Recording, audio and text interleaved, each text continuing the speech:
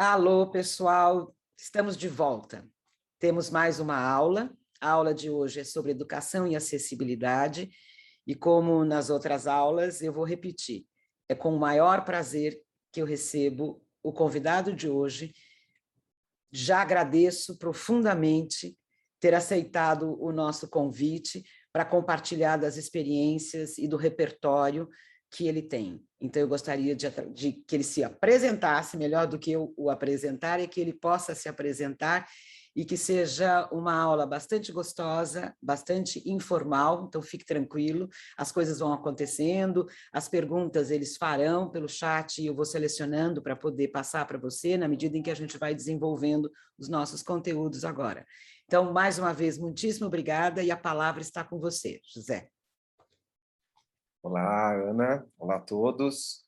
Eu agradeço imensamente esse convite.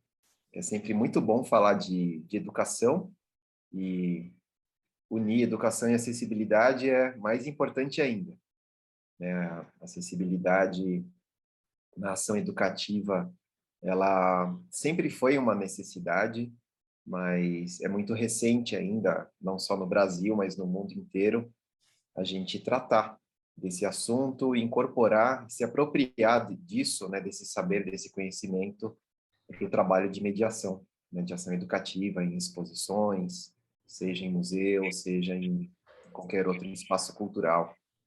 E é muito recorrente, né, os educadores me perguntarem muito, né, falar, poxa, mas a gente está aqui estudando, né, a gente faz um treinamento e no dia a dia, às vezes surgem questões ali que a gente precisa ter um pouco de jogo de cintura ou é algo que não foi tratado e a gente vai ter que pensar na hora. Então, acho que isso tudo faz parte, né, isso é acessibilidade também, né? A gente pensa em muitas coisas, tem muita coisa formalizada, né, pela arquitetura ou pela museografia, pela educação, mas de fato é no dia a dia que a gente vai sentir mesmo, né, como isso vai fluir, como que a gente vai articular, né, esse Eu queria te conhecimento. interromper para te Tá. perguntar assim, como surgiu o seu interesse pela área de educação e depois pela área de acessibilidade, na medida em que esse assunto passou a integrar, né, quer dizer, o nosso conjunto de ações e de necessidades, porque eu devo confessar a vocês, queridos alunos, que uma vez, muito lá no passado, o José foi meu aluno no curso de Educação Artística de Artes Visuais da Fundação Armando Álvares Penteado. Então, ele começou, né, quer dizer, os seus estudos naquele momento com o mundo das artes, o mundo da cultura, de uma certa maneira. Então, eu gostaria um pouco que você explicasse como você se encantou pela área de educação, né, quer dizer, como é que foi essa passagem, essa escolha, e de verdade dizer quais são as atividades que hoje você desenvolve. Desculpa interrompê-lo, mas é que eu sou muito íntima de você, mas nem todos aqui são, e eu acho que é um trajeto super rico, super bonito, que eu tive o privilégio de assistir em alguns momentos, inclusive como parceiros em muitos dos projetos. Então, desculpa te interromper, mas é só para a gente começar de um jeito que eles vão entender por que nós somos assim tão ligados e por que nós temos tantas coisas em comum. Obrigada. Ana, claro. É, primeiro, assim, eu atualmente, na minha última formação, é psicologia educacional. Então, eu sou psicólogo educacional, sou doutor em psicologia educacional. E porque isso foi uma trajetória, né? Como a Ana já pontuou, já adiantou.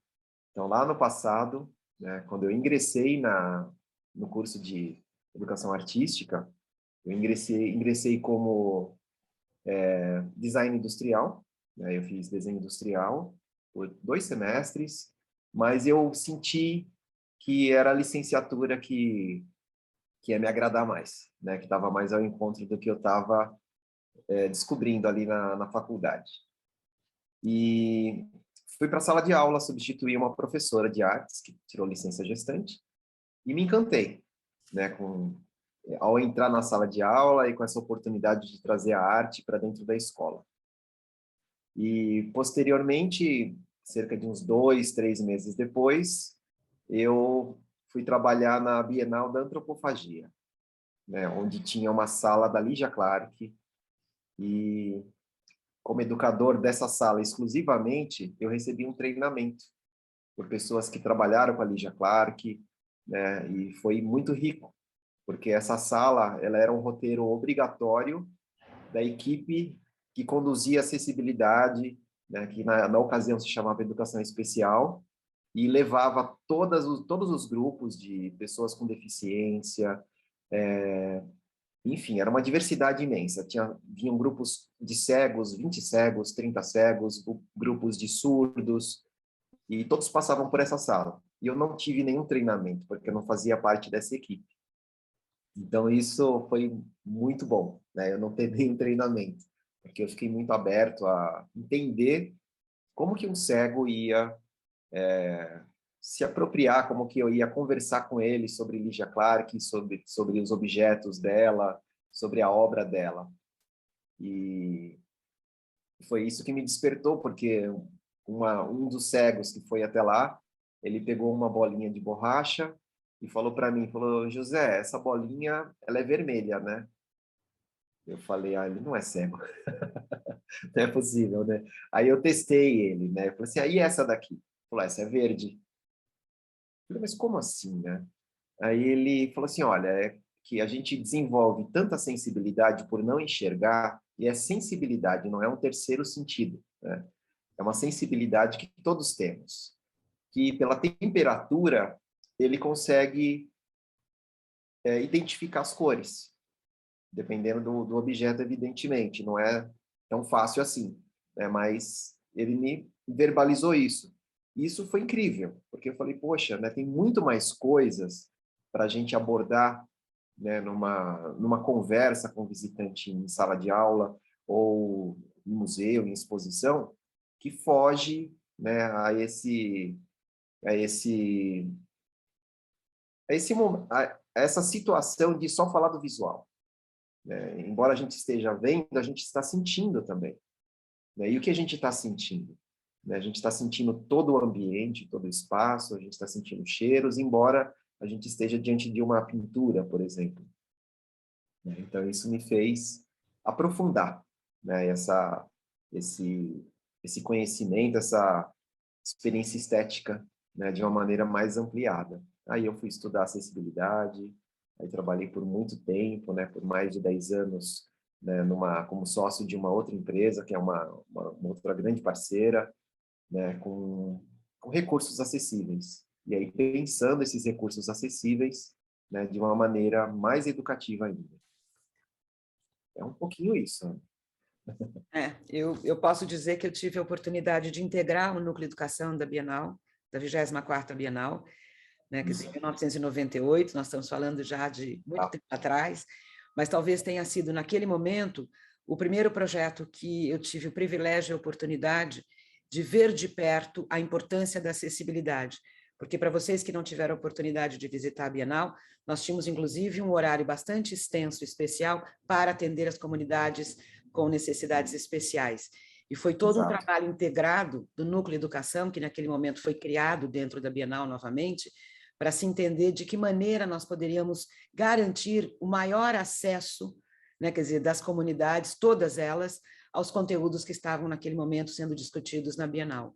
E se eu não estiver enganada, José, eu me lembro que foi uma vasta reflexão sobre trabalhos que poderiam, né, quer dizer, ser utilizados nesses percursos com as comunidades especiais que pudessem trazer resultados mais eficientes e mais adequados. Então, eu gostaria, nesse sentido, com esse gancho, perguntar a você qual é a relação que você começa a travar quando inicia um projeto ou uma atividade na área de educação e acessibilidade com o projeto. Quer dizer, você inicia conversando com a curadoria, você depois vai traduzir isso de alguma forma. Quer dizer, como é que é esse processo pelo qual a área de educação aplicada às exposições e somada à área de acessibilidade vai sendo construída essa área para que no momento em que a exposição abre, as coisas estejam absolutamente alinhadas e os resultados sejam cada vez mais potentes. Sim. Tem duas maneiras, Ana. O ideal, né, e isso ocorre bastante, o ideal é que isso inicie, essa conversa, que ela se inicie na fase de projeto ainda, na fase ainda de delineamento mesmo, talvez ainda nem o projeto, Ainda quando se começa a pensar, é aquela conversa muito inicial, e de fato é uma conversa entre curadoria, se tiver artistas envolvidos já no processo, então que já entre também um diálogo com os artistas, porque eu preciso conhecer bem, né, o conceito de curadoria, o acervo que vai ser exposto ali, e uma conversa com o museu, caso seja uma produtora né, que vá fazer uma exposição temporária ali, por exemplo, né? Então, a equipe de museu, né, mais a curadoria, mais artistas, se for, no caso, uma exposição de arte contemporânea, esse diálogo ele é muito importante, porque a gente entra no primeiro assunto, que são as eliminações de barreiras atitudinais, né, que elas são desde do espaço arquitetônico, né, então muitas vezes o projeto está lindo na planta, mas a gente percebe que uma cadeira de roda ali, por exemplo, ela pode ter um espaço um pouco restrito, ou ela ocupa tanto espaço que que dificulta o trânsito, o fluxo, né, dos visitantes. Então, nesse sentido, falar de acessibilidade é falar para todos, né? É um projeto que ele envolve o bem-estar de todos, não só da pessoa com deficiência, mas todos vão se beneficiar, independente do recurso que for utilizado ali, né? Então, quando a gente fala de eliminação de barreiras, que isso é um super assunto para o treinamento dos educadores, por exemplo, um assunto que acaba sendo uma formação permanente ali ao longo da exposição também, a gente vai falar por exemplo, de uma pessoa que chega machucada, ou ela se machuca na exposição, né? Então, ela vai ter uma mobilidade reduzida temporariamente, né? Ou ainda, né, uma pessoa que de óculos, né? Ela não, mesmo com óculos, ou mesmo sem óculos, ela não enxerga bem a etiqueta, né? As legendas da exposição, ou o texto da exposição, por conta da iluminação, né? Que geralmente a exposição tem uma iluminação trabalhada, ela pode ser mais tênue, né? Ela pode ser colorida, e dependendo do texto que foi feito, né, pelo designer gráfico, isso pode não funcionar para muitas pessoas, né? Então, o ideal é que a gente faça esse trabalho previamente, né, nessa fase de delineamento. No entanto, a segunda possibilidade é aquela que a gente conhece muito, né, Ana? Assim, olha, amanhã vai abrir uma exposição, né? Vamos fazer? Vamos fazer. E aí a gente faz esses acertos, né, ao longo da exposição, né, e os recursos possíveis de se fazer, né, numa situação dessa. No entanto, os educadores têm um papel fundamental de garantir, né, essa acessibilidade por meio da mediação, né? Então, se não deu tempo de fazer um audioguia, por exemplo, né, a gente tem que ter uma equipe que saiba Libras, né, uma equipe que saiba dialogar com o público cego, que ela saiba bem descrever o espaço. Isso tem tudo uma técnica, né? Não é tão simples não é só falar, né? Só descrever da maneira usual que a gente costuma descrever. Tem uma técnica, né? E saber disso, né, para o educador é muito louvável, é muito bom. Então, eu queria aproveitar, porque você falou de várias modalidades de acessibilidade, e você me corrija se eu estiver errada. Quando a gente começou, há muitos anos atrás, a pensar em acessibilidade, talvez o primeiro foco tenha sido a acessibilidade física, que é isso que você comentou há pouco.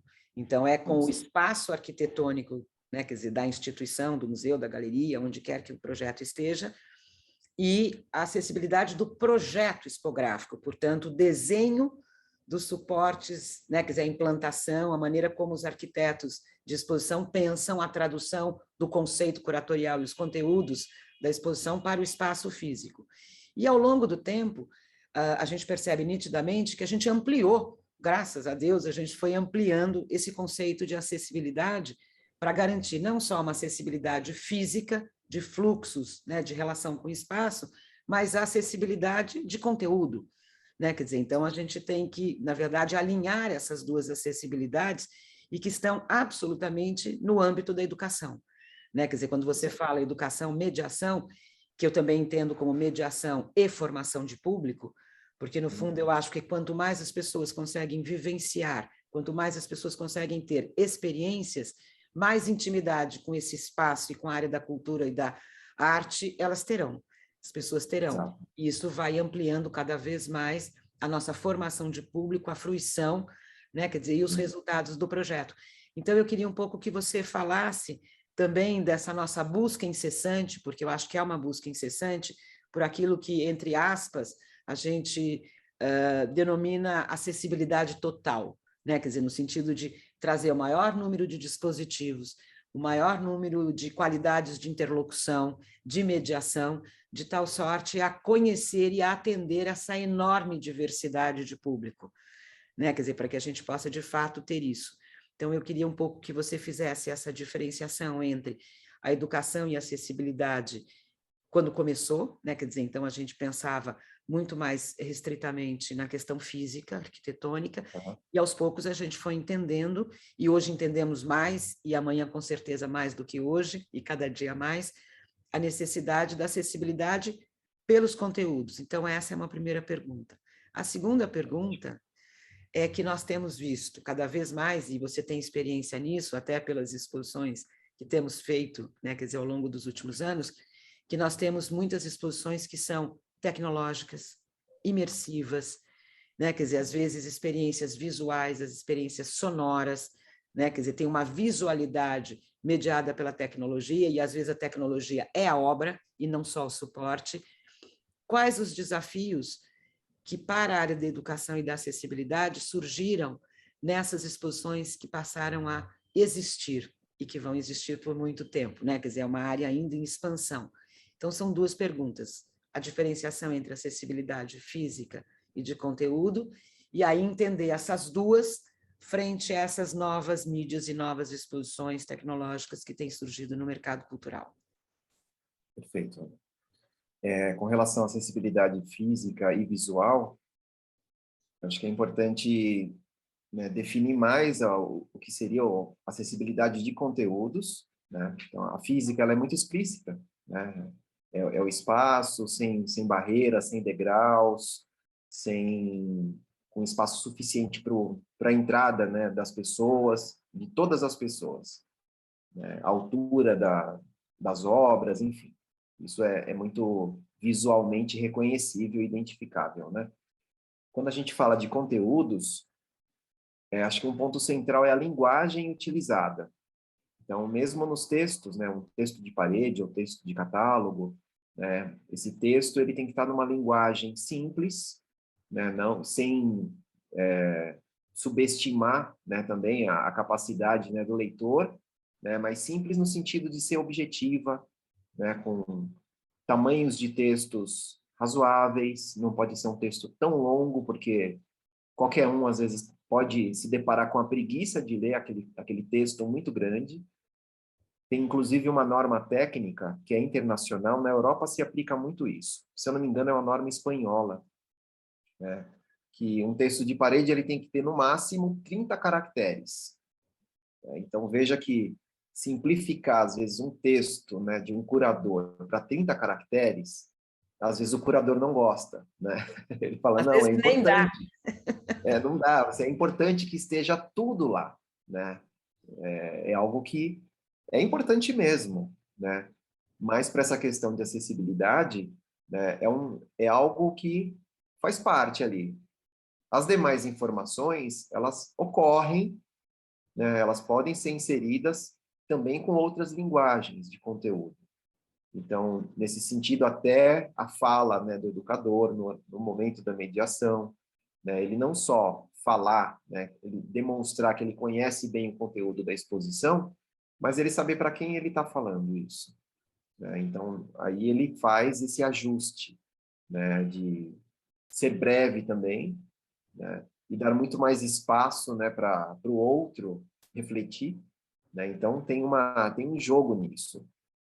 E eu vejo também que, como conteúdo, acho que tem um conteúdo muito subliminar aí, que é a nossa relação com o outro, né? Então, que é o que a gente chama das barreiras atitudinais, né? Então, eu me deparo, às vezes, com uma pessoa com deficiência e é é comum muitos de nós nunca termos um contato íntimo, né? Seja pela família, seja no relacionamento com a pessoa com deficiência. E a gente às vezes não sabe lidar, ou subestima, né? Ou quer ajudar demais, né? E isso atrapalha, né? E acho que é isso, né? Assim, é algo muito na prática, mas a questão de conteúdo é muito nesse sentido, de ser simples, né? O conteúdo, de ser objetivo. Isso facilita a leitura para uma criança, isso facilita a leitura para um não especialista em arte. Um super especialista em arte, ele também vai ler o texto e ele vai fazer a leitura do conteúdo que está implícito ali, porque a gente entende o que a gente sabe, né? A gente vai agregar esse saber também ao que a gente está recebendo de informação. Então, é um texto que ele vai facilitar para todos, né? Um texto já muito longo, ele se torna mais limitado, né? A gente pode, às vezes, a gente tende a pensar o contrário, né? Outros conteúdos que entram, né? O audioguia, por exemplo, né? O audioguia, ele é uma versão em áudio dos textos, é uma leitura, entre informações do espaço físico, a descrição, o que contém de uma maneira panorâmica ali na exposição. Então, o audioguia é algo que muitas pessoas preferem, mesmo não sendo cegas. Às vezes eu prefiro ler, escutar o texto, né, que eu posso escutar sentado, eu posso escutar o texto do curador andando pela exposição, né, e esse texto pode ser completo, né, ele não precisa ser o texto curto, mas a faixa de áudio não pode ser extensa. Ela pode ter em torno aí de 1 minuto, 2 minutos. Deixa eu te perguntar, audioguia e audiodescrição é a mesma coisa? Não. O audioguia, ele ele é uma informação em áudio, né? Por exemplo, o texto do curador, ele vai ser lido por uma narradora profissional, é importante que seja uma narradora profissional, e como está, exatamente como está. É o acesso à informação que visualmente você também tem.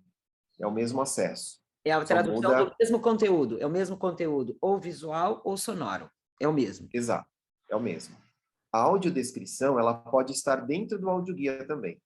Mas audiodescrever seria pegar uma pintura, por exemplo, né, e você falar dessa pintura, sem interpretar a pintura, mas dizer, olha, a pintura de tal tamanho, tem a cor vermelha, tem a cor azul, tem uma mulher sentada na escada. Ponto. Agora, se essa mulher está triste, se essa mulher está sorrindo, se essa mulher está pensando numa viagem, se aconteceu alguma coisa com ela, isso já fica para quem está escutando, né? Mas a audiodescrição é algo muito objetivo, são poucas frases, né? Frases objetivas, é o que tem, é o que há, né? De maneira muito evidente ali, né? E eu tenho, assim, pela experiência com você, que essa audiodescrição começa, inclusive, pela descrição da instituição onde a pessoa está, né? Quer dizer, a descrição do espaço físico onde ela está, para que ela tenha uma noção de espaço e da sua relação com o espaço, né? Quer dizer, o projeto expográfico é isso. Quer dizer, você vai, na verdade, descrevendo como se você estivesse entrando numa instituição e você está vendo, só que você não está vendo, portanto, há uma descrição, né? Quer dizer, para a pessoa se situar, né? Quer dizer, nessa experiência, é isso? Exato. Imagina a gente de olhos fechados indo num lugar que a gente não conhece, ou mesmo que conheça, a cada exposição, o espaço muda, né? Então, ali, eu dou um panorama, ó, é um espaço de 400 metros quadrados, ele está dividido de tal forma, o banheiro masculino fica à direita, o banheiro feminino fica à esquerda, em tal lugar, né? Então, a gente dá essa descrição espacial para o cego justamente ali se situar, né? Se a exposição tem piso tátil, ele tem independência para transitar. Se não, é o educador que vai acompanhar ele, né? Vai conduzir, tem uma maneira correta de conduzir, ali já vai conversando, mas ele gosta, o cego gosta de saber isso, né? É importante que ele saiba. E aí eu pego um gancho para a sua segunda pergunta, que é justamente isso, né? Quando a exposição ela é somente visual, né? É uma exposição só de vídeos, por exemplo, né? Ou só pinturas, né? O cego ele gosta de saber se é o conteúdo desse vídeo. Às vezes até colocar o fone e acessar todo o som que tem nesse vídeo. E aí a audiodescrição entra. Na audiodescrição se fala assim, olha, Ana Helena Curti, né, curadora da exposição, né, ela usa óculos pretos, está com cabelo preso, camiseta branca. Pronto. E aí só se fala isso e aí ele escuta a sua voz. Né? Pode ser uma entrevista, pode ser alguma coisa assim, ou o artista falando sobre a obra. Só te Então, interrompendo, eu tenho tido experiências que são muito interessantes, agora você está me dando um pouco o panorama e o contexto, de participar de reuniões onde as pessoas começam com o vídeo fechado e elas se descrevem. uau. Então, assim, antes de você abrir a tela e a outra pessoa, as outras pessoas lá estão, nessas lives as pessoas entram com a câmera fechada e elas se descrevem. E é exatamente dessa maneira como você está dizendo. E depois de descritas, elas abrem a câmera e você, então, faz as suas interpretações. Mas a descrição foi muito objetiva, muito sintética e muito certeira. E aí, aquilo que você falou, aí cada um vai interpretar de alguma maneira, né?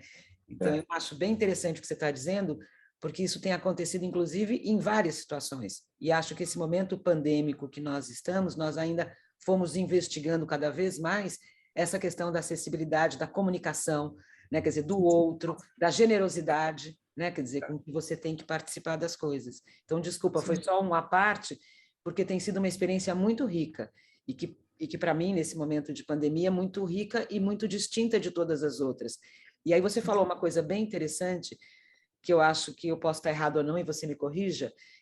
Como a gente consegue ver, muitas vezes, essa relação visual com os conteúdos, nos basta. E a gente não acaba não entendendo que nós temos outras sensibilidades e outras sensações que poderiam ser colocadas à disposição das nossas relações com o mundo. Né? Quer dizer, já vi, estou vendo. Né? Quer dizer, eu esqueço, porque eu me lembro que naquela Bienal da qual você falou, alguns conseguiam, inclusive, fazer a distinção entre tinta acrílica sobre tela e tinta a óleo sobre tela. E era também pela temperatura e pelo cheiro. Eles conseguiam. Então, assim, você bem disse que nós temos essas sensibilidades e a gente acaba não desenvolvendo todas elas. Então, quando você fala que uma audiodescrição pode ser também vivenciada por alguém que enxerga, eu acho que é uma maneira, inclusive, de nos dar toques para que a gente fique muito atento para as outras sensibilidades que a gente deve trazer para a nossa relação com o mundo. Estou errada? Tá corretíssima, Ana. E mesmo, né, a gente privilegiando, né, essa sensibilidade visual, na audiodescrição, a gente está inserindo ali elementos que são visíveis, que são para todos. Né? É unânime que ali tem amarelo, mas pontuar cada um desses elementos que tem ali, ou os principais, ele pode ser já um repertório maior para quem faz a audiodescrição do que de quem está vendo a obra. Às vezes o público ele não é tão sensível esteticamente, ele não sabe ler uma obra de arte. Né? Então, quando você diz que a técnica é acrílica sobre tela, por exemplo, ele pode não ter noção do que é o acrílico, ele não diferencia acrílico e óleo, né? Ou guache. Então, quando você pontua esses elementos, a gente também está enriquecendo a possibilidade visual dele, né? De criar associações depois ali para ele fazer essas interpretações, que é o que a gente, na ação educativa, e na escola, né? A gente fala muito de leitura de imagens, né? Que entra no ensino de arte, entra no ensino de história, enfim, é interdisciplinar, né? Mas para leitura, como para qualquer leitura, a gente tem que ter um repertório, né? Sempre estar ampliando esse repertório para que a leitura não seja literal, né? E que a gente expanda aí para essa reflexão que é o objetivo do curador, que é o objetivo da ação educativa, que é o objetivo da exposição e desse acesso e dessa formação de público, né? Sem dúvida. E aí você estava dizendo que essas exposições tecnológicas, imersivas, na verdade, acabam recorrendo de maneira muito evidente à audiodescrição. Quer dizer, na medida em que você não está vendo, e algumas exposições podem ter trilha sonora, sonorização e outras não, sejam só visuais, você está dizendo que recorre-se a esse dispositivo de audiodescrição para que seja possível a imaginação da pessoa sem visão poder construir da maneira como ela pode esse espaço e essa experiência. É isso? É isso, né? É isso, e é muito bom trabalhar com arte contemporânea, né, quando se fala de audiodescrição, porque somente a audiodescrição, ela é um elemento, né, ali para o visitante. Mas, dependendo da exposição, né, e quase todas isso é possível, o cego ele pode tocar também. Então, ele pode somar a essa informação que ele já recebeu, objetiva, ele pode somar o toque que ele vai ter. Então, se a escultura é grande, se a escultura é de metal, ele vai ali entender temperaturas, forma, por mais que você descreva a escultura é uma esfera de 2 metros ou de 50 metros, né, de metal, ele vai tocar, e tocando mesmo parcialmente a escultura, ele não consegue tocar tudo, ele vai ter uma outra dimensão disso, né? Ele vai ter o toque, ele é muito importante também, né? Essa sensibilidade tátil. E seria ótimo se todos pudessem tocar. E quando é arte contemporânea, em geral, todos podem tocar, né? E isso é magnífico, né? Mas também requer aí um ato educativo, porque o cego ele tem uma sensibilidade que ele consegue entender, né, e receber informações pelo toque. A gente nem sempre, a gente mal se toca, né? Imagina tocar uma obra Agora a e gente nem receber se toca, informação. né? Na E pandemia a agora a gente gente nem nem se se toca. toca. Então, é um recurso simples, né? Assim, permitir o toque, né? Aí pontua algumas obras de arte, né? Se for um acervo que requer um cuidado, né, de preservação muito alto, muitas vezes se coloca luva, né? E mesmo com luva, ele vai entender a forma, né? Ele vai entender uma série de coisas. Então, eu fico imaginando que nesse momento, quando a gente fala do toque, que é, na verdade, um dispositivo, uma ferramenta, uma ação que vai contribuir muito para a cognição desse público, a gente também está falando de uma interface com a área da museologia. Né? Quer dizer, Sim. então são as conservadoras, museólogas, que acabam entrando nessa engrenagem, onde já esteve o curador, o arquiteto, o designer, etc. e tal, para que possa dizer quais são as obras que são passíveis de toque, sem que haja prejuízo da sua conservação física.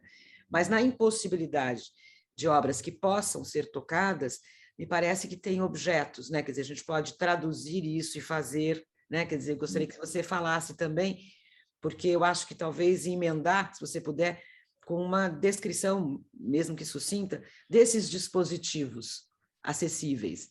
Né? Então, você tem audiodescrição, audioguia, você tem textos em braille, você tem, quer dizer, quais são hoje essas ferramentas e essas possibilidades, e tenho certeza que estão surgindo diariamente novas, né? Porque a reflexão é muito grande sobre essa área, e não só no Sim. Brasil, mas internacionalmente. Então, eu queria um pouco que você falasse dessa relação de conservação e, quando há impossibilidade, como é que se constrói da mesma forma a experiência e quais são os outros dispositivos, quer dizer, qual é o leque que hoje a gente já tem e que outros, né, itens entrarão. Sim. Então, para textos, né, a gente tem aí duas grandes possibilidades aí, que é o Braille, né, e o texto ampliado, né? Ele tem um caractere específico, né, um tamanho, né, e o texto tem que ser preto, com a letra preta sobre fundo branco, né? Então, se a gente falar, por exemplo, de um texto de um texto longo, seja o texto de apresentação da exposição do curador, se a gente considerar que esse texto vai ser colocado em braille, a gente imagina que cada uma lauda se tornem 6 laudas, né? Quer dizer, uma lauda de texto escrito, sei lá, 1000 caracteres, acabam se tornando 5 lâminas, né? Quer dizer, de texto em braille. Então, tem um volume bastante, né? Essa tradução, há uma necessidade bastante grande de extensão, né? Do suporte. Tá. Sim, então a gente tem essa possibilidade, né, de fazer um texto em braille, considerando, né, tudo isso, um texto ampliado. É possível também trabalhar com o audioguia, um outro recurso. Existe também a audiodescrição, né, que ela pode ser inserida como faixa do audioguia, ou ela pode ser dita, né, pelo educador também, né, desde que ele conheça bem a técnica. Réplicas, como você disse, né? Então, na impossibilidade do toque, né, é possível confeccionar réplicas, né, seja pela impossibilidade do toque, porque é uma obra de 50 metros de altura, né, a exposição está no edifício X, né, e esse edifício tem 100 metros de altura. Então, o cego ele quer saber, não dá para ele tocar, ele pode tocar o edifício, mas não dá para ele tatear todo o edifício. Então, se faz uma maquete também, né? Então, pode ser uma réplica de um objeto ou de uma escultura. Tem até uma aqui para te mostrar. Então, isso aqui é uma tigela de cerâmica, né? Que ela é uma réplica de um objeto de um museu. Então, ela está em fase ainda de elaboração, né? Então, é uma tigela que vai ficar em vitrine, é uma tigela do século XVIII, e ela poderia ter sido feita com impressora 3D, mas foi considerado na conversa, né, como seria legal tocar a cerâmica também, né? O toque da cerâmica é diferente do toque do plástico. Mesmo que seja réplica, é uma informação que ele vai pegar, o relevo, né, ele vai entender a forma, né, mas tocar a cerâmica junto a toda essa informação é outra experiência, né? Então, a importância desse diálogo, né, para selecionar os recursos mais compatíveis com a exposição, ela culmina aí nessa, nessa criatividade, né? Então, você pode acrescentar, agregar, usar mesmo a criatividade ali para constituir esses outros elementos de acessibilidade, esses recursos. Libras é um outro recurso, né? Então, ter pessoas fluentes em Libras na equipe para atender o visitante é importante. E no caso de vídeos, né, pode ter uma janelinha, né, que a gente chama, né, de janela mesmo, aquela janelinha com, né, um intérprete de Libras ali, né, ali ele está narrando, né, o áudio, né, no caso, para o surdo simplesmente descrever, né, assim, dar o acesso ao áudio para ele através da legenda, ou, aliás, através da janela, da videolibras, ou da legenda escrita, também é bem importante. Então, se usam mais esses dois recursos, a legenda, né, no vídeo e a janela de videolibras. Em geral, é isso. Você falou também do piso tátil, né? Que você comentou há pouco. Exato. Para espaço arquitetônico, aí a gente tem eliminação de obstáculos, né? Então, dentro do possível, né, do espaço expositivo, colocar rampas, né, rampa com inclinação adequada, o piso tátil, né, também. O piso tátil é algo muito simples de se pôr hoje em dia, porque você compra, né, as barrinhas e você instala, e você tira, e você aproveita, né? Então, é algo muito, muito usado. Legendas em Libras também, né, de sinalização. Então, pode ter o nome da obra, ele pode estar em Libras também, por cima da própria etiqueta da... Braille, você está falando. Isso, perdão, Braille, em Braille. E normalmente se faz legendas transparentes em acetato, né, e esse acetato é colocado sobre o texto pequeno ali, né? Às vezes é uma frase. Então, isso também se usa muito.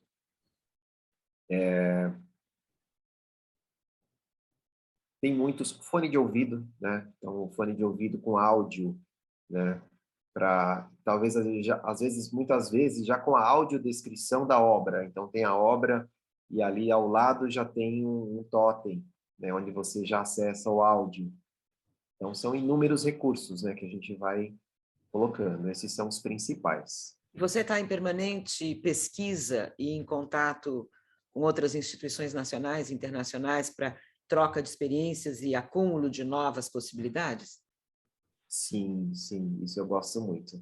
Então, sempre que eu viajo, e agora a gente não consegue mais viajar como antes, eu sempre seleciono uns 10 museus, assim, para conhecer a ação educativa, né? Então, um museu que me encantou demais, o que mais me encantou foi o Tropenmuseum de Amsterdã, porque eles têm, acho que o peso, né? O peso na consciência de ter colonizado alguns lugares e não foram tão legais. Então, eles dedicaram um museu, né, o Museu Tropical, para esses lugares, né, que eles passaram aí por esse momento aí de colonização. Então, eles expõem obras do Suriname, né, do Brasil. Então, tem aquele acervo fantástico de Franz Post, né, mostrando Recife, mostrando Foz do Iguaçu, e eu tive a oportunidade lá de acompanhar bem o educativo, e eles fizeram uma exposição lá sobre cordel, sobre o Recife, na cidade de Recife, e com oficinas de cordel, com educadores que falavam português, então eles cantavam músicas, tinha oficina de maracatu, né, dentro de um espaço que não é muito grande, né? O espaço dedicado ali à exposição do Recife tinha cerca de 300 metros quadrados aproximadamente. Mas a quantidade de informação, né, que as crianças recebiam ali era muito grande. Tinha culinária, né? Era uma exposição sobre Recife, mas eles fizeram pão de queijo. Questões Mas, geográficas. é, Um pão de mas queijo pernambucano, tá tudo certo. então, tem o cheiro, né? Tem uma outra maneira de acessar a informação.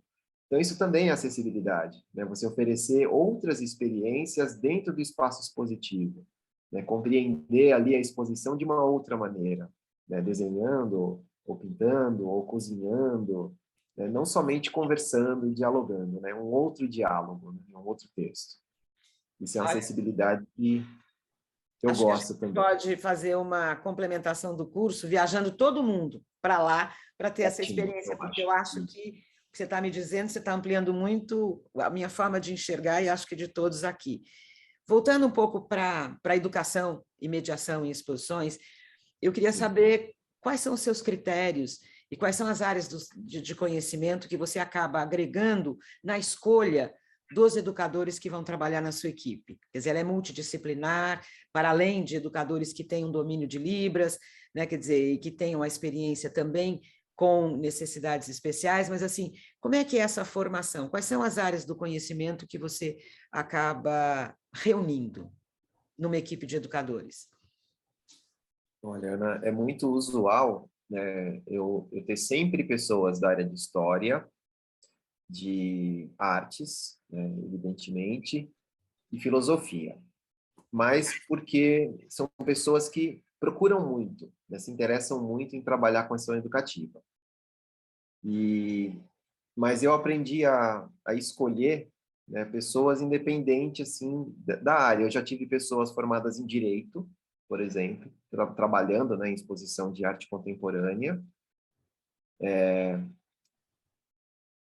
Então, assim, de certa forma, é sempre uma equipe multidisciplinar, né, mas, em geral, é importante que se tenha licenciatura, né, isso ajuda demais, né, ou, se não tem licenciatura, que tenha experiência com público. Né, isso já é pensar a acessibilidade, porque ele já vai eliminar ali uma série de tensões que se tem, né, no trato com o público. É diferente da escola, na ação educativa, você não cria um vínculo permanente ali, né, por 6 meses, ou por 1 ano, ou por, às vezes, 10 anos, né, você tem um vínculo ali, às vezes, por meia hora, ou por 15 minutos. Então, como otimizar esse vínculo para que você consiga conquistar ali o visitante e ter uma troca importante e cumprir com o papel da ação educativa. Pessoas que falam inglês também é muito importante. É isso que eu ia dizer, porque é uma acessibilidade também, né? A gente fazer exposições Também bilíngues, idiomas. trilíngues, né? Quer dizer, isso vai ampliando cada vez mais a relação com o público, né? Da mesma forma, Libras, né, que também é um idioma, então você ter pessoas que não falam somente o português. Não precisam ser todos, mas se você tem ali 2 períodos, né, manhã e tarde, né, 2 turnos na exposição, você contar com alguns membros que dominem outros idiomas. A gente fala do inglês, mas também é bom que você tenha o espanhol, né, Libras, né, e assim a gente vai compondo, né, essa equipe. É importante que ela seja multidisciplinar, né? A troca é muito enriquecedora, né? E aí Em no mundo, geral, assim, e aí no mundo ideal, e a gente não vai confessar as nossas fragilidades aqui, mas no mundo ideal, quer dizer, eu queria um pouco que você dissesse, desde o processo de formação, que você já disse, dessa equipe, o treinamento dessa equipe, quer dizer, então, como é que se faz, né? Quer dizer, essa discussão de conteúdo que vai desde o projeto curatorial, mas quais são os outros campos alargados, né, para essa formação dessa equipe, até o momento em que a equipe entra no espaço. Né? Quer dizer, então, como é que é essa dinâmica, essa operação? Quer dizer, vocês atendem grupos pré-agendados, grupos que se formam espontaneamente, tem um limite de pessoas para garantir a fruição, tem um limite de tempo dessa visita, né? Quer dizer, para que ela seja eficiente, enfim, como é que é essa formação e como é que é essa operação no espaço?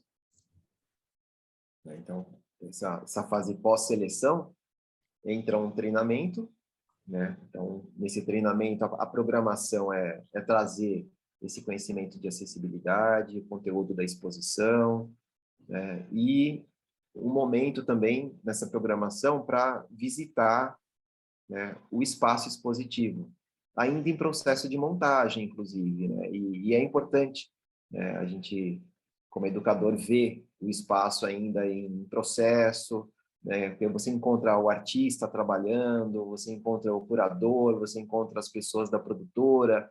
Então, esse bastidor, ele traz uma informação que o público não vai ter, nem nos textos. Por mais que a gente encha as paredes de textos enormes, né, essa informação ela não está ali, né? Essa informação ela está com o educador, e o educador vai... isso incorpora muito, isso engrossa o caldo, né, para ele se sentir seguro e fazer links e criar esse diálogo. Te interrompendo um instantinho, você me fez lembrar, nos anos de 1980, algumas bienais, que foram as primeiras que eu tive o privilégio de participar e de integrar no grupo de profissionais, tinha uma questão bem interessante, que eu não sei se hoje ainda permanece, mas eu fui educadora da Bienal, eu comecei assim como monitora, né? Quer dizer, naquela ocasião era só monitora, mas os monitores acabavam, nesta fase bastidor, já no pavilhão, eles tinham a possibilidade de serem assistentes de artistas e de participarem da montagem.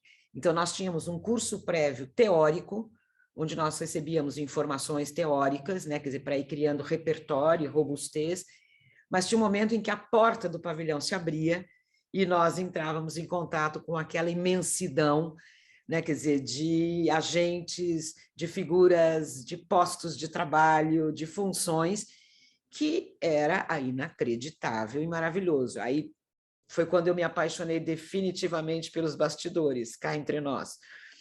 E aí você tinha essa vivência, que no fundo gerava uma intimidade com o assunto, com o artista, com a obra, com o espaço.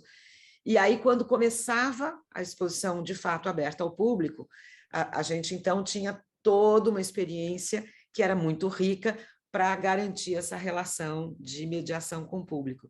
Eu não sei se você tem tido experiências atualizadas, recentes, em que se tem essa possibilidade de integrar os educadores nesta fase de bastidores, quer dizer, desde a formação teórica até uma experiência da coisa acontecendo, né? Antes da entrada do público. Sim, isso é uma coisa que já fica imbricado, assim, né? Mistura o dia a dia do que o educador vai fazer na exposição com o processo de montagem da exposição. Mas uma segunda etapa desse treinamento, já a parte final do treinamento, é visitar a exposição novamente, com ela já inteiramente montada, mas ainda não aberta ao público. E nesse momento, é programada uma conversa com o curador e conversa com os artistas. Então, isso é incrível, né? É o que você tá contando para a gente, porque esse é o relato dos educadores também. Né? Muitos é a primeira vez que eles veem isso, né? De entrar numa exposição de uma maneira exclusiva, né? Isso é muito especial, é um momento muito marcante. E ouvir o curador, né, falando, né? Ele, em geral, assim, o curador ali, ele gosta muito disso, né? Assim, em geral, não, sempre ele gosta muito. Até hoje, não me deparei com nenhum curador que gostasse de fazer isso. E É que, na esse é um momento verdade, a emblemático. exposição é um filho. E qual é a mãe ou o pai que não gosta de falar de filho? Me conta. E para pessoas que estão ali, nossa, com uma sede ali de querer saber, de entender, né? Então, é muito bom. E posteriormente a esse treinamento, é o dia a dia, né? E no dia a dia, já com a exposição, já com os visitantes, entra uma outra fase do trabalho que também é muito gostosa, porque do início da exposição até o final, tem uma vivência intensa, né, de experiências, né, e de acúmulo ali de diálogos que você troca com o visitante, que o educador ele acaba entrando num processo de autoformação também. Ele sai com uma experiência tão rica, né, com uma outra visão ali da exposição também, né, isso vai se transformando ali o atendimento do educador com o visitante. Né? Então, o educador, no final da exposição, ele é um super especialista ali em mediação, em acessibilidade, porque ele vai se deparando com tanta situação inusitada que, que isso acontece. Né? Então, seja pela, como você me perguntou também, né? Pela questão aí dos grupos de visitantes que vão até o espaço. Então, esse tempo a gente sugere, né? Como o número também é uma sugestão, mas é o dia a dia também que vai transformando isso. Ah, pode ser um pouquinho mais, tem que ser um pouco menos. Então, isso é uma coisa ainda do diálogo, né, entre a ação educativa, a produtora, né, a curadoria, para ir ajustando isso, muitas vezes ao longo de toda a exposição. E, às vezes, só no começo. A gente define. O ideal são 15 pessoas no espaço, né, com um grupo de 15 pessoas. Chega uma escola com 300 alunos, como tem na Bienal, você tem que dividir em grupos, né, pequenos. A Bienal comporta, né, um grupo de 30 pessoas, por exemplo, mas dependendo da exposição, 15 são muitas, né, considerando que tem professores e estudantes no mesmo grupo, a gente tem cerca de 10 estudantes. Então, uma sala de aula já seriam praticamente 4 grupos. Né? Então, isso depende muito do espaço desenhado ali para a exposição. Né? E o tempo não é interessante mais do que 1h30. Né? Assim, se torna cansativo. Né? Então, se a gente acompanhar uma visita, né, como visitante, a gente percebe isso, né? Porque você vai, anda um pouquinho, você para, você recebe informação, você interage, mas é um outro ritmo do que visitar a exposição a sós, né? Então, acompanhar o ritmo de um grupo, ele é exaustivo, ele é intenso. Não porque é chato, é porque é intenso. Né? Então, não ultrapassar isso, né? 1h30 é um limite máximo. Pode ser 40 minutos, pode ser 15 minutos, dependendo da exposição. E é impossível também conduzir por toda a exposição, ver todas as obras. Então, é uma outra curadoria também que o educador tem que fazer, selecionar algumas obras E daí a grande importância de conhecer bem os conceitos do curador, porque ele vai conseguir ali elaborar, né, um roteiro, articular um pensamento que dialoga com o pensamento, né, proposto ali para a exposição e dar instrumentos para o grupo que, se caso ele deseje, ele pode, após a visita, continuar, né, pelo espaço expositivo e fazer a seleção dele, e aí ele vai ter mais instrumentos ali com ele para ver a exposição de uma maneira nova. Com certeza. Você falou da sua experiência no Museu de Amsterdã, isso me faz lembrar que eu tenho visto, na maioria das vezes, nós, quando começamos a fazer atividades educativas com o público de natureza prática, oficinas, ateliês, lá no começo, nós tínhamos o espaço expositivo e um espaço para essas atividades. E eu tenho percebido uma necessidade, e na prática, espero que depois da pandemia volte a perceber de novo, que esses espaços são integrados, né? Quer dizer, espaços de atividades com o público, atividades com os grupos, com os estudantes, atividades práticas, ateliês, oficinas, estão cada vez mais integrados ao espaço da exposição e não separados, né? Quer dizer, aqui você tem uma experiência, aqui você tem outra. Não, essas coisas vão sendo construídas ao longo da sua relação com aquele conteúdo e com aquele espaço. Claro, no limite da segurança das obras, né? Quer dizer, você evitar que as pessoas saiam por aí com caneta na mão, né? Que escrevam, etc. e tal, mas também é um processo de educação.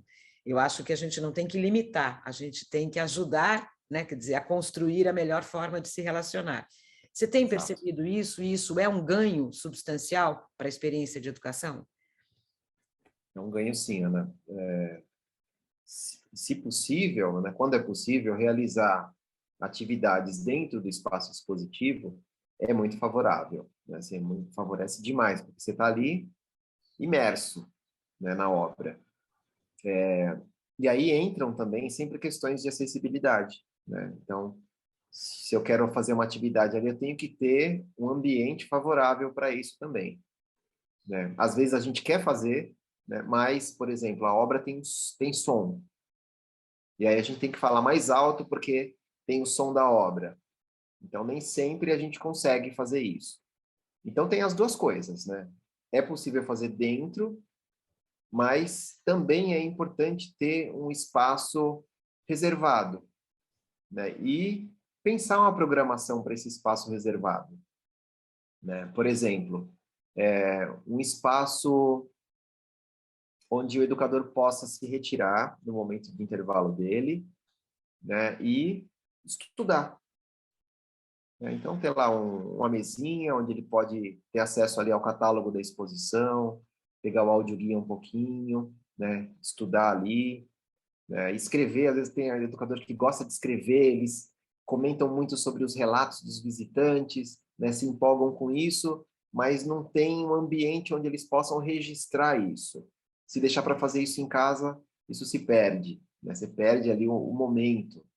Então, é um espaço que esse espaço pode ser pequeno, né? Para dar uma mesinha com 2, 3 cadeiras, no momento de intervalo, se fazer uma reunião com a equipe, às vezes é necessário essa reunião, não fazer isso no meio dos visitantes, por exemplo, mas eu lembro que na Bienal a gente faz, até hoje se faz muito isso, né? Você para ali, senta todo mundo no chão e conversa, e ali acontece muita coisa.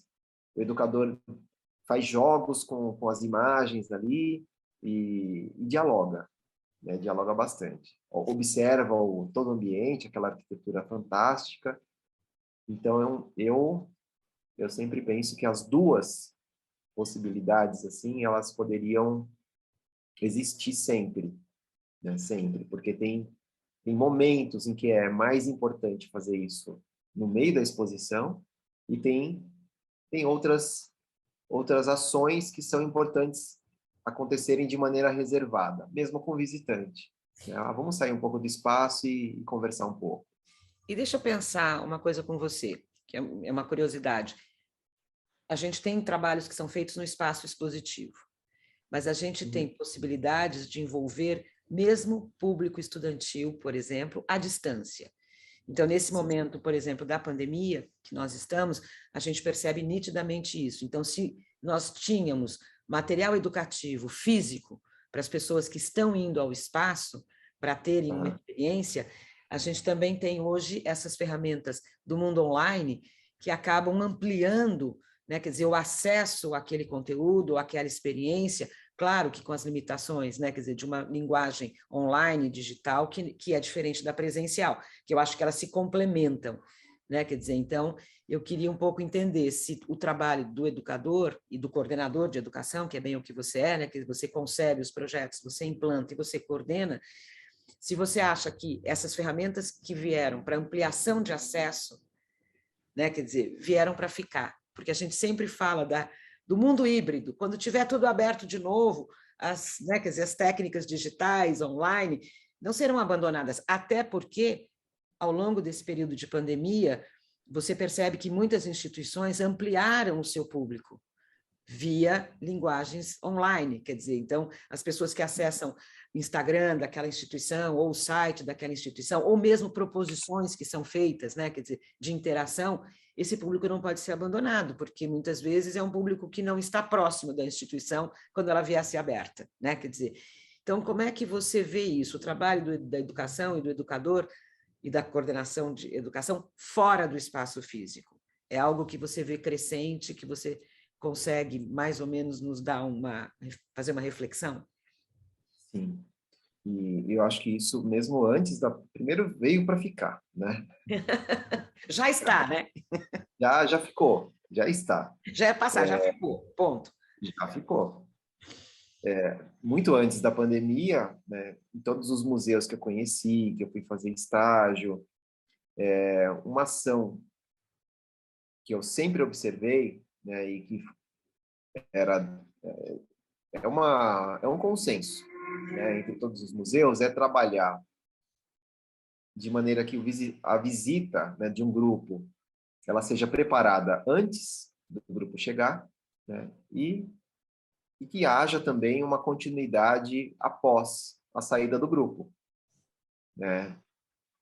E aqui no Brasil, né, eu vejo isso ocorrer muito, né, com o seu trabalho, por exemplo, né, esse trabalho que você faz de, né, ir até as escolas, né, conversar, né, ter essa fala curatorial na sala de aula, isso é uma coisa incrível, né, incrível, é muito especial ter isso, né, de maneira presencial, né, é divino. E Para ambos os fez lados. É uma para troca ambos. incrível, é. E isso é algo que pode ser feito tanto antes quanto depois, né? Entra dentro desses três elementos que são importantes aí para articular, né, esse conhecimento, essa formação. Agora, pode existir também, né, a gente tem agora essa possibilidade, né, mais facilitada de elaborar materiais curtos, né, lives, né, que é tão fácil hoje fazer uma live, né, seja no YouTube, seja no Instagram, como um bate-papo que a gente está fazendo aqui, né, isso pode virar uma live, né, e a escola pode acessar isso, né, ou um grupo de interessados ali naquele assunto acessa. Então, isso é algo que eu vejo como mais um material de acessibilidade, né, que é justamente o acesso à informação de maneira democrática, né? Todos podem acessar isso, né? Toda escola pode acessar isso, esse material. Isso pode ser feito na sala de aula, isso, o estudante pode fazer isso da casa dele, né? Eu vi muitas escolas que compraram, né, garantiram que todos os alunos tivessem computador em casa, né, que tivessem internet. Eu estou falando de escolas públicas, né, universidades públicas fizeram o mesmo também, mesmo para professores, né, que não tinham ainda uma estrutura para trabalhar em casa, né, a universidade entrou com essa estrutura, né, investiu nessa estrutura, e tanto universidades públicas quanto universidades particulares de pequeno porte, né, fizeram muito isso, né? E eu observei muito isso porque eu sou consultor também do Conselho Estadual de Educação de São Paulo. E aí eu fiz a avaliação de várias universidades daqui de São Paulo, e esse foi um ponto, né? E durante a pandemia, como que vocês fizeram, né?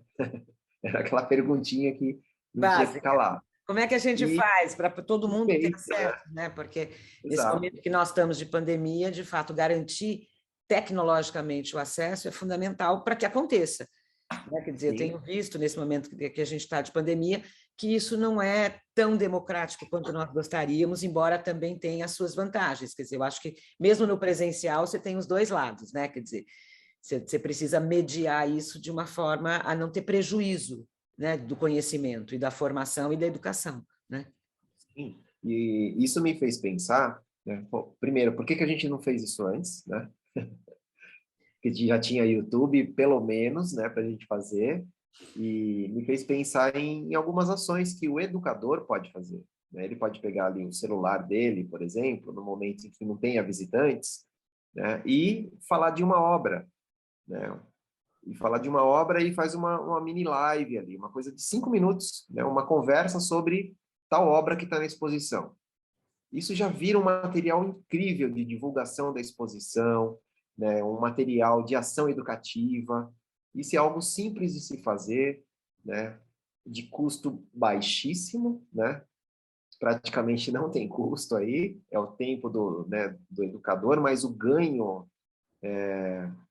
na mediação é enorme, o ganho no acesso, né, dos visitantes ao conteúdo da exposição é muito grande também, isso é muito poderoso. Isso me fez lembrar de uma expressão que eu tenho ouvido nessa fase agora pré-pandemia e mesmo agora na pandemia, assim, a gente precisa ter momentos do projeto que sejam instagramáveis. Eu demorei 2 meses para não engasgar ao falar a palavra e mais ou menos 1 mês e meio para entender o conceito, né? Porque, de fato, quer dizer, eu fico imaginando que nasceu com o intuito de serem momentos, obras, situações que sejam absolutamente de interesse, né, de todo mundo e que sejam imagens sedutoras e que sejam questões, né, quer dizer, que vão mobilizar o público e também uma forma, porque a gente vê muito isso nas redes sociais, né, quer dizer, via mais, agora na pandemia menos, mas voltaremos a ver muito mais. As pessoas querem dizer que lá estão, que estão tendo essa experiência, dando a sua opinião, né? Quer dizer, que era alguma coisa que eu sempre ficava pensando, como produtora executiva de projetos de exposição, era assim: a gente cuida do filho, quando o filho começa a andar, você entrega para a área de educação e fala: toma que o filho é seu. E são vocês que têm o privilégio, né? Quer dizer, de fazer a mediação entre o projeto e o público, porque até esse momento da abertura da exposição, nós todos envolvidos, inclusive vocês, né? Quer dizer, inclusive a área de educação, nós temos propostas, pontos de partida, projeto expográfico, curatorial, obras, artistas, mas de fato até esse momento, falta um agente muito importante, que é o público. Né? Quer dizer, e como tudo isso, né, quer dizer, faz a mediação, como é que isso acontece na prática. Então, eu costumo dizer que vocês têm um privilégio que é maravilhoso e que a gente só teria se a gente fosse todo dia no espaço expositivo para ver como é que é a dinâmica daquele lugar que a gente tanto imaginou e tanto trabalhou para que existisse. Então, eu acho que isso é algo que me encanta muito, né? Porque eu acho que você deve ter uma experiência, e aliás, eu tinha uma pergunta que acho que cabe aqui. Você já teve projetos que deram muito certo e projetos que você percebeu na prática que não deram tão certo, quer dizer, não tinha exatamente acessibilidade física, não tinha, ou o comportamento do público acabou sendo diferente dessa proposta de todos nós para o projeto, né? Quer dizer, você tem que adequar e você tem que, porque eu acho que essa devolutiva do que funcionou para o designer é importante e aquilo que não funcionou também, né? Para a equipe de arquitetura, aquilo que funcionou, aquilo que não funcionou, é aquilo que escapou, quer dizer, eu acho que é uma formação para fora, quando a gente fala formação de público, e uma formação para dentro, né? Quer dizer, já para os profissionais, essa devolutiva é importante. E vou emendar com outra pergunta que já veio, que é: vocês fazem avaliação de visita sempre que é possível, para que a escola dê uma devolutiva, mesmo que não seja imediatamente após a visita, mas mesmo que seja depois? Só anotar aqui, são dois assuntos que eu adoro. Eu adoro todos até agora, espero que os nossos queridos alunos também. Primeiro aí com relação ao que deu certo e ao que não deu certo. eu, eu tenho muita dificuldade em pensar no que não deu certo, Ana, porque eu acho que é inerente da educação sempre estar em processo, né? E se a gente está em processo, a gente está sempre avaliando e ajustando, né? E isso faz muito parte do meu perfil como profissional da educação, como professor em sala de aula também. Então, eu sempre vi, né, no estudante, sempre vejo a possibilidade de melhorar nele. Então, se algo deu errado, falou, opa, eu paro, né? E garanto que ele continue a partir desde que ele entenda o que já aconteceu, né? E aí ele vai seguindo e vai prosseguindo. Mas na medida que ele dá um passo, ele dá um passo seguro sempre. Ele dá um passo porque ele sabe que ele pode dar mais um passo. Ele tem condição de fazer isso, ele tem ferramenta para isso. Quando ele não tem ferramenta, é o momento em que eu paro, né? Então, pensando isso, né, na ação educativa, né, esse momento de parada são as reuniões, né, que eu, coordenando a equipe, eu paro, né, a turma sempre, a cada, quinzenalmente eu faço uma reunião mesmo, me reúno com um grupo antes dos visitantes chegarem, a gente dialoga, ó, o que está pegando, o que está acontecendo, né, e a gente vai ajustando. Porque é uma tendência o grupo começar, né, na exposição de um jeito e terminar a exposição extremamente estressado, esgotado, né, porque é muito visitante, né? Então, isso Números, números, números. abala, muito número, abala demais o emocional. E como eu sou psicólogo educacional, eu adoro ficar cuidando disso, né, para que eles não percam a motivação. Então, o momento, né, de reunião com eles. A gente está em contato constante, permanente pelo WhatsApp também, sempre se comunicando. A gente trabalha sempre com dois grupos de WhatsApp. Um só do educativo, são questões só nossas ali, ó, gente, vamos melhorar aqui o conteúdo, isso, aquilo, né? Ou eles verbalizam alguma coisa ali. E um segundo grupo que é com a equipe da produtora, que a gente também auxilia no ajuste, né? Olha, uma obra aqui, ó, parou o vídeo, deu um problema aqui na obra, aconteceu X coisa, então, ó, acabou a luz. Então, a gente tem esse cuidado também, né? Então, eu não vejo, não é nenhuma prepotência, mas eu não vejo o que não deu certo, né? Eu vejo sempre assim, opa, eu consigo identificar algo. Se eu não identifico, alguém da equipe identifica. E aí eu estou aberto para ouvir o educador, ou ouvir a produtora. Só vamos ajustar isso? Ótimo. Eu não vejo isso como algo que fere, né, o que está dando certo. Ao Eu vejo contrário, isso né? como Quer dizer, enriquece. O parte. processo É, enriquece, né? não só enriquece, como é inerente. É isso mesmo. Claro. Isso é para acontecer, né? Então, se não acontecer, aí eu acho que algo está dando errado. Aí você fala, ops, agora Opa, sim peraí, temos né? algum problema. Ligou, não, ligou no Deixa eu automático, falou, não, vamos mexer nisso, né? te fazer uma pergunta que foi feita na época, na hora que você estava falando sobre a dinâmica, grupos de 20, 1 hora e meia. Veio naquele Uhum. momento uma pergunta assim: qual é o tempo de atuação diária do educador e quantos dias por semana? E eu só fiz agora essa pergunta por conta do estresse que você falou. Aí a equipe termina estressada, emocionalmente. Então, só para você um pouco descrever como é que é essa dinâmica da equipe, quer dizer, quantas horas por dia para ser algo adequado e menos estressante, e quantos dias por semana, ou se isso varia. Não existe uma convenção, né, para isso, como tem na CLT, por exemplo. Em geral, os educadores, é muito raro, né, o museu, a instituição cultural, que tenha educadores CLT. Isso é raríssimo. Às vezes, eles têm um e contratam 6, né, por mês. Mas o que eu trabalho são 30 horas semanais, né? Então, 6 horas por dia, 5 vezes por semana, né? 5 dias da semana. e com 2 folgas.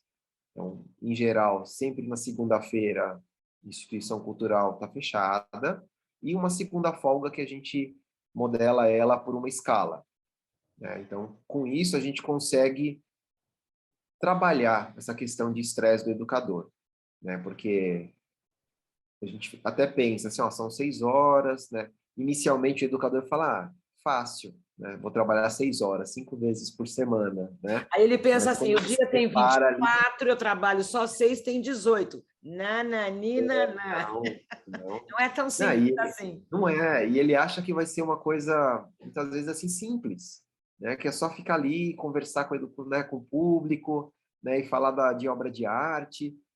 Isso é sim, é também, né? Mas isso é intenso, né? Isso é intenso. E, além disso, né, a gente está falando de um perfil de pessoas para trabalhar, né, nessa jornada, um perfil de pessoas mais qualificadas possíveis, né? E que vão se qualificar mais ainda durante a exposição, né? Então, é um desafio, muitas vezes, né? Assim, mostrar para os educadores o que é trabalhar dessa maneira, né?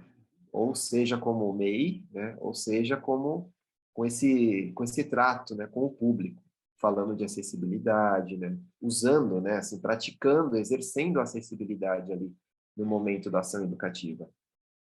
Então, isso é um grande desafio, né? Então, em geral, a jornada é essa, né? 30 horas semanais, 5 dias por semana. Deixa eu te fazer. E, Eu lembrei de sim. falar uma coisa. Não sei se você quer terminar, eu estou aqui bem me divertindo com você. Não, pode falar. Depois eu vou falar da avaliação da visita, Isso, faz a mas, avaliação, porque daí tem a ver com o que eu vou falar. ok. Então, para a gente avaliar uma visita, existem instrumentos de avaliação. A gente pode formatar mesmo isso em papel, né, para fazer isso e preencher após a visita. Terminando a visita, o educador vai e registra isso, né? Isso é um documento muito importante, né, porque é o documento de reflexão, né? Muito mais de uma autorreflexão sobre o trabalho profissional ali do educador, né, mas que a equipe ganha muito, né? E no momento de reunião também, isso traz elementos ali para a gente pontuar, né? Mas para que isso aconteça, a gente também tem que ter um espaço para fazer esse registro. Não dá para fazer isso no espaço expositivo, porque há interrupção ali, né? Tem muitos distratores ali, né? O educador fica em estado de alerta, ele não consegue, né? Ele quer falar com o visitante, ele tem que se retirar para poder fazer isso, né? E quando isso não é possível, a gente faz isso nas reuniões, né? Ou a gente faz isso pelo próprio WhatsApp, né? A gente avisa assim, ó, o grupo tal chegou, né? O grupo tal chegou e ali no áudio mesmo a gente fala assim, ó, são tantas pessoas, parará, parará, de tal escola, né? Depois o educador me passa um áudio, fala como é que foi, deu tudo certo, aconteceu X, aconteceu Y, e eu tenho sempre o contato da escola ou do grupo que foi até lá. E aí eu também entro em contato, tanto previamente à visita, informo, né, como vai acontecer a visita, como também eu recebo a devolutiva, né, diretamente ali do grupo, né, do responsável pelo grupo. Então, na semana passada mesmo, eu fui a uma das escolas que realizou uma visita numa das exposições que eu estou atuando, e lá a professora de artes sentou comigo, eu fui na sala dos professores, aí foi pessoalmente, foi muito bonito, foi bem interessante. E a diretora participou também, a gente conversou. Então é um momento importante de acontecer, é rico, tá dentro do que dá certo, né? Não, e Então acho que a matéria-prima para é as, ótimo. né, para as experiências futuras, né? Quer dizer, você vai Com certeza. agregando e tudo isso é um Sim, processo, sem dúvida. Mas o que eu ia sim, comentar é que eu comentei há pouco que eu fui, né, quer dizer, monitora de uma Bienal na década de 1980, e que, veja se eu tenho uma visão um pouco distorcida ou não.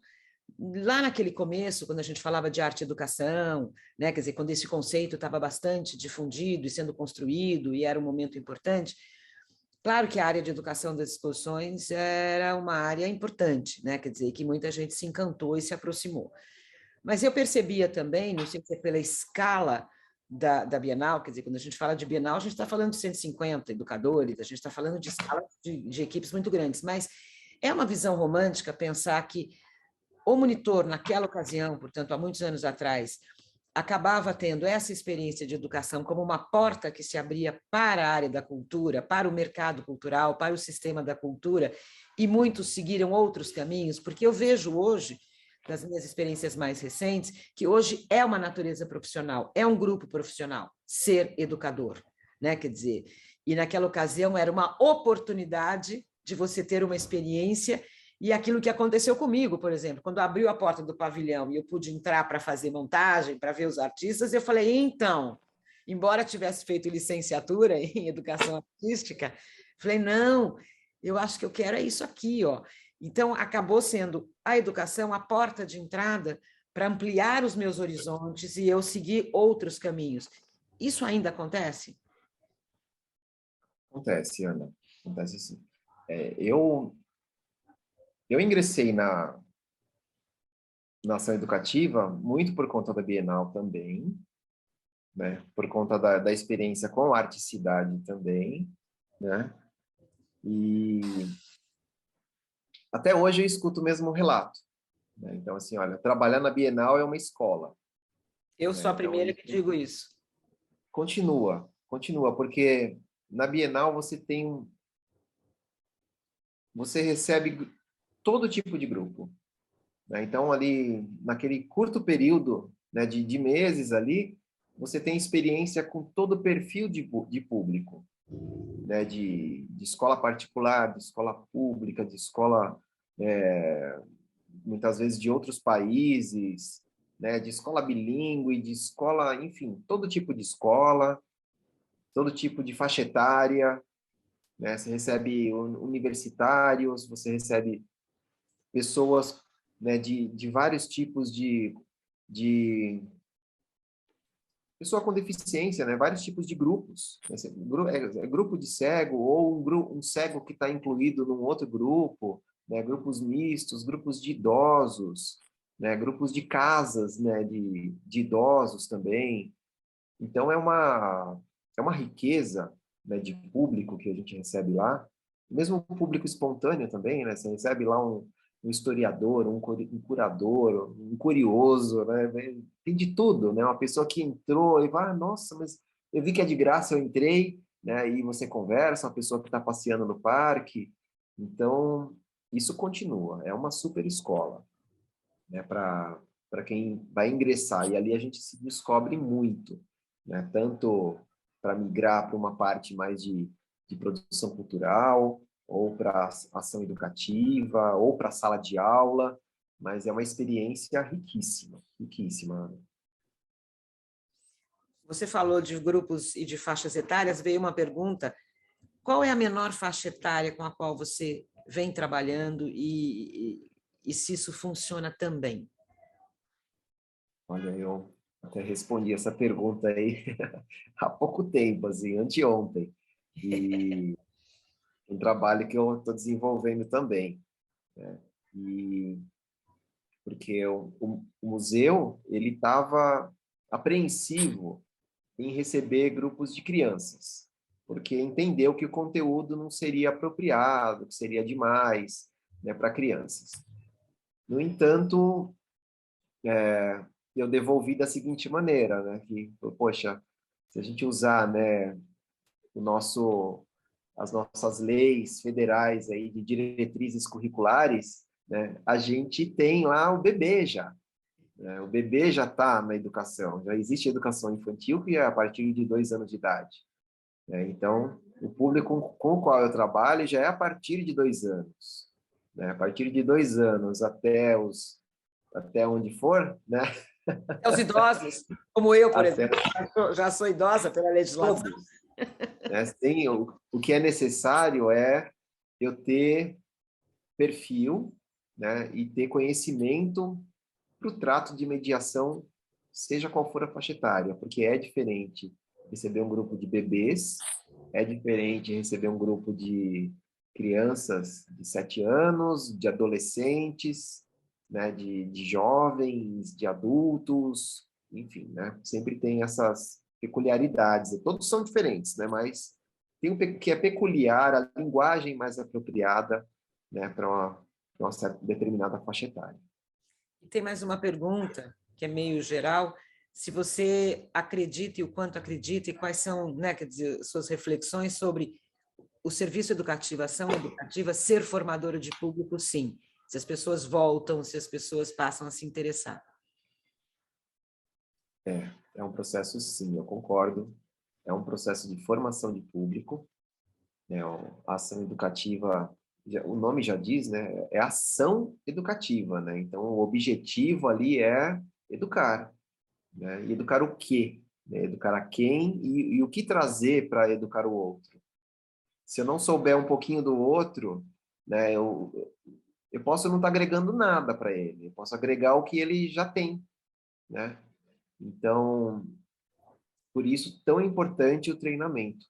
Um dos pontos do treinamento é um conceito que eu trago de desenvolvimento estético, que ele é universal, ele é muito bem pesquisado já desde a década de 80, que foi tema do meu doutorado, inclusive, que Essa é... era mais uma pergunta, você já vai responder. Qual foi o tema do seu doutorado? Vamos em frente.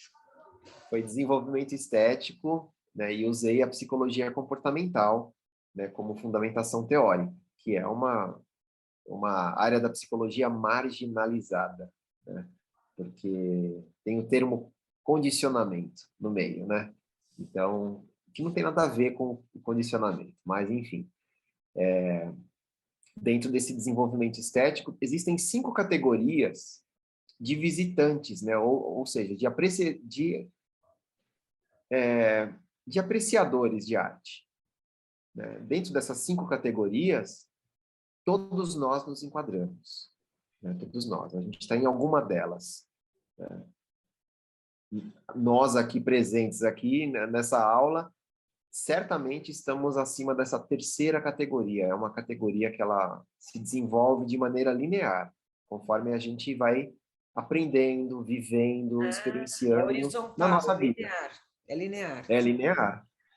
Ela vai acontecendo por segmento. É a primeira categoria, depois a segunda, depois a terceira, né? A quarta e a quinta. Na quarta e na quinta estão os que gostam mais de arte, as pessoas que são mais os curadores, historiadores, artistas, pessoas que estudam muito a arte, né? Os especialistas em arte. E, em geral, o público escolar chega na primeira categoria, né? No máximo na segunda, mas, em geral, na primeira. A grande maioria do público visitante de museu, né? Quando a gente fala de pessoas não especialistas e que não frequentam tanto o museu, está na primeira categoria. Então, é uma ação educativa, né? Durante a visita, você enriquecer o repertório dessas pessoas para que elas avancem e leiam o mundo de maneira mais complexa cada vez mais, né? Então, isso é muito interessante, né? Perceber, né, como que essa ação educativa ela forma mesmo o público. E aí esse cuidado, né? Eu sei quem está chegando quando eu pergunto bom dia. Se eu estou atento a essa categoria, quando ele me fala bom dia, eu pergunto para ele simplesmente, ó, o que você está vendo aqui? Só isso, mais nada. Ele já vai me dar a primeira pista de onde ele está nessa categoria. A partir disso, eu já sei como vai ser a conversa. É mais muito ou menos como o professor faz em sala de aula, pela experiência de anos dando aula em faculdade, assim, quando a gente pede para os alunos se apresentarem, você já fez uma radiografia do conjunto, exatamente, né? Você sabe já tudo. sabe como é que você vai tratar tudo isso, que eu acho que é bem interessante. Achei interessante, eu não conhecia essa questão das categorias e que isso é um processo e as pessoas vão, de fato, né, quer dizer, percorrendo este processo linearmente e chegam até a pessoas que acabam tendo muito mais intimidade, e isso já faz parte, né, quer dizer, de um repertório cotidiano. Você falou várias vezes e me lembrou de uma coisa que eu costumo falar muito. Durante muito tempo, a gente fez projetos para alguém. E hoje eu percebo que a gente faz projetos com, não é mais para, a gente mudou a preposição. Né? Quer dizer, eu acho que a gente faz com esse caráter coletivo, esse caráter de uma construção a muitas mãos, né? Quer dizer, porque a gente não tem achar que a gente sabe mais do que o outro, não, a gente está aqui para trocar, né? Quer dizer, o tempo inteiro e para somar. Então, eu não sei se para você isso faz sentido, queria uma opinião, se a gente deixou de fazer para fazer com. Então, tem escuta, tem fala, tem uma construção coletiva, mesmo que você parta de um princípio que você joga sobre a mesa, entendeu? Uma proposição, mas eu acho que faz sentido. Por isso, essa questão de envolver as comunidades, envolver o entorno, que eu acho que é onde o trabalho de educação tem uma relevância incrível, né? Propor atividades, ligar pontos, né? Eu costumo dizer aquele jogo de criança, a gente vai ligando pontos, né, e vai formando figuras na ligação desses pontos. Então, assim, entender o que é aquele projeto para aquele entorno e, ao mesmo tempo, para quem está distante e para quem está dentro, né, quer dizer, da instituição. Então, eu acho que são questões que acabam sendo muito relevantes, muito desafiadoras o tempo todo. Então, eu queria que você um pouco comentasse esse final, para a gente caminhar um pouco para o final, porque algumas perguntas que foram feitas você já respondeu. Você é Bidu, você já foi respondendo. Eu também vejo isso, Ana. É com. Né? A gente realiza hoje com o grupo, né? Como a gente está vendo muito hoje escrito aí pelas paredes, pelos Instagrams, né? O futuro é coletivo, né? E o presente já é coletivo também. Até porque, né, quer dizer, o amanhã já é o futuro, que se a gente não fizer hoje, não tem. Né? Então, vamos combinar. Hoje já é o amanhã de ontem, né? Então, vamos lá. E na ação educativa, por exemplo, eu considero, né, que eu estou ali desenvolvendo, né, e ajustando o trabalho com a equipe. Eu conto com a equipe para que isso se realize. Né? Não tem como o meu trabalho acontecer simplesmente pelo que eu defini que tenha que acontecer. Né? A minha decisão, ela parte da contribuição de todos. Né? Eu preciso disso para ter elementos para tomar decisões ali na ação educativa. Né? Claro que tem momentos que eu vou, né, mas eu vou com a postura de com também. Eu estou propondo ali, né, uma decisão, mas para ser considerada ali em conjunto. Compartilhada né, compartilhando. Refletida. Exatamente. Então, acho que isso é importante. Né? Isso é importante para a gente trabalhar hoje, né? Seja no que for, em projetos. Né? Então, a gente trabalhar com, eu acho que é essa questão da empatia também, né? Da gente também eu tenho que entender, assim, eu sei que para ter uma educação acessível, precisa de tudo isso que a gente está conversando, mas o museu vai me trazer uma realidade, onde a gente vai precisar fazer um ajuste. Não adianta chegar com imposições, né? Porque a gente tem que estabelecer ali o que é possível naquele momento, naquela condição. Às vezes é uma questão de verba, não dá para ter isso, não dá para ter aquilo, não dá para ter aquilo outro. O que é possível a gente realizar? Então, vamos realizar, mas com qualidade, né? Isso e isso e isso. Ótimo. Né? Então, eu acho que esse com entra nessa questão de diálogo mesmo, né? Mesmo na visita, né? Sim, com na certeza. visita durante a exposição, principalmente, né? Eu acho, um pouco para finalizar, e antes de te agradecer, eu acho que o trabalho de educação é absolutamente fundamental.